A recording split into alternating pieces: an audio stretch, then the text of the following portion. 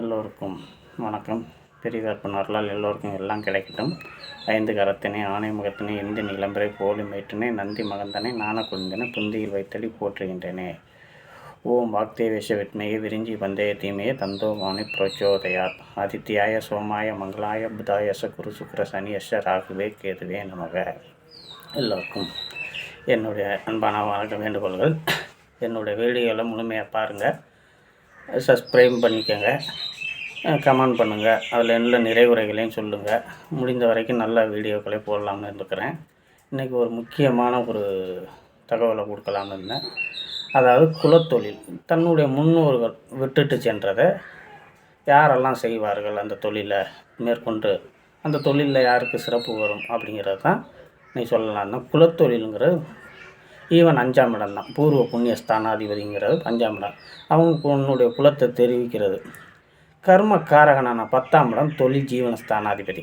அப்போ 10ஆம் இடத்து அதிபதியும் 5ஆம் இடத்து அதிபதியும் ஏதோ ஒரு வழியில் பரிவர்த்தனை பெற்றிருந்தாலும், இல்லை 5ஆம் இடத்து அதிபதி 10ல் இருந்தாலும், 10ஆம் இடத்து அதிபதி 5ஆம் இடத்துல இருந்தாலும், 5ஆம் இடத்து அதிபதி 2ஆம் இடத்துலேயே லாபஸ்தானத்தில் இப்படி இருந்தால் கூட குலத்தொழிலை செய்ய முடியும். அது மூலியம் ஜீவனத்தை பெற முடியும்.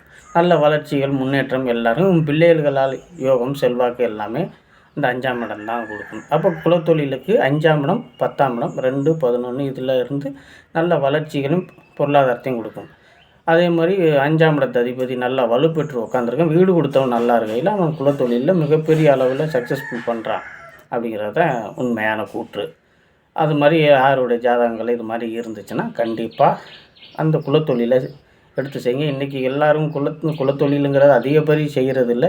எல்லாம் படித்ததுக்கு பிறகு வேறு இடங்களுக்கு பெயர்ந்து வேறு இடத்துக்கு தொழிலை செஞ்சுக்கிட்டு இருக்கிறாங்க. இருந்தாலும் முன்னோர்கள் விட்டு சென்றதை அந்த தொழிலை எடுத்து செய்வதற்கு இந்த மாதிரி அமைப்புகளில் உள்ளவர்களுக்கு கண்டிப்பாக அமையும். இதை எடுத்து செஞ்சால் இன்னமும் நல்ல நிலைமைக்கு வர முடியும். முன்னோர்கள் விட்டுட்டு போன தொழிலை இவங்க எடுத்து செய்ய முடியும். நன்றி, வணக்கம்.